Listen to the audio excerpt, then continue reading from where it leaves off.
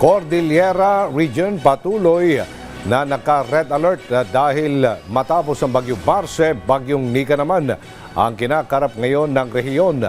At bukod sa mga nasalantang pamilya, tinutulungan din ng DSWD ang mga nawalan ng bahay sa La Trinidad sa Benguet matapos salpukin ng fuel truck ang isang auto shop. Si Janice Denise ng PTV Cordillera sa Centro Balita. Sunod-sunod na bagyo ang humagupit sa Hilagang Luzon, kung saan kabilang sa naapektuhan ang Cordillera Region. Sa huling bagyong Marce, halos 10,000 na pamilya na binubuo ng halos 26,000 na individual ang naapektuhan sa rehiyon. Sa tala ng Department of Social Welfare and Development Office, 3,911 na kabahayan ang partially damaged o 26% sa apektadong populasyon. Karamihan sa mga naapektuhan ay nasa probinsya ng Apayao. Nag-react namin tatay sitwasyon kasi lalo adupog ding and then awanti kuryente madimi ang muno kasano kami na maka-move on kada nga napasama. Maliday ma'am dahil na may timang bay kanya mga bagyumata pa ibubugan ti balay ni na pagturugan mi. Nagpapatuloy naman ang pamamahagi ng tulong ng DSWD sa mga apektado. Nasa mahigit 5 million pesos na halaga ang naibigay sa lahat ng naapektuhan.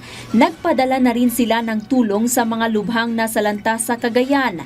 13,200 food packs ang ipinamahagi sa mga biktima mula sa main warehouse sa Benguet at regional warehouse sa Kalinga. Tuloy-tuloy po yung pagbiyahe po natin, pag-provide po natin sa kanila ng mga food and non-food items. So nakapag-deliver na po tayo sa kanila ng 3,000 na family food packs. Hindi pa man nakakabangon ang mga biktima ng bagyo. Nagbabanta naman ang bagyong Nika. Kaya naman, naka-red alert muli ang Cordillera Regional Disaster Risk Reduction Management Office para bantayan ang anumang insidente at epekto ng bagyo. Suspendido ang klase sa iba't ibang lugar sa rehiyon ngayong araw dahil sa banta ng bagong bagyo. Walang pasok sa lahat ng antas sa Apayao, Baguio City, Benguet, Ifugao, Kalinga at Mountain Province habang kindergarten to senior high school sa Abra. May mga lokal na pamahalaan ding nagsuspindi ng trabaho sa pamahalaan ngayong araw. Maigting ang paalala ng mga otoridad sa pag-iingat ng publiko. Ipinag-utos ang preemptive evacuation sa mga naninirahan sa mga mapanganib na lugar. Siniguro naman ng DSWD na sapat pa rin ang tulong na maibibigay sa mga maaapektuhan ng bagyong Nika.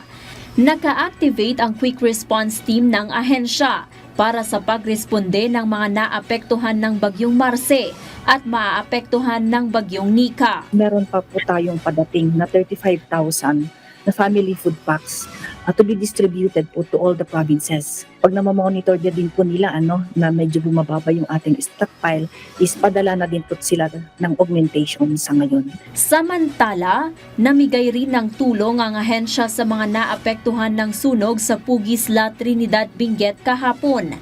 Sa tala ng ahensya, aabot sa 32 ang apektado na binubuo ng 74 na individual. Ayon sa report, nawalan ng preno ang 24-wheeler gas tanker habang binabaybay ang kalsada sa Pugis at bumangga sa isang auto shop na nagresulta ng sunog. Namatay ang driver ng nasabing gas tanker habang nailigtas naman ang kanyang pahinante. Tinatayang aabot sa 11 million pesos ang danyo sa nasunog na oil tanker at 6 na bahay at establishmento. Janice Denise para sa Pambansang TV sa Bagong Pilipinas.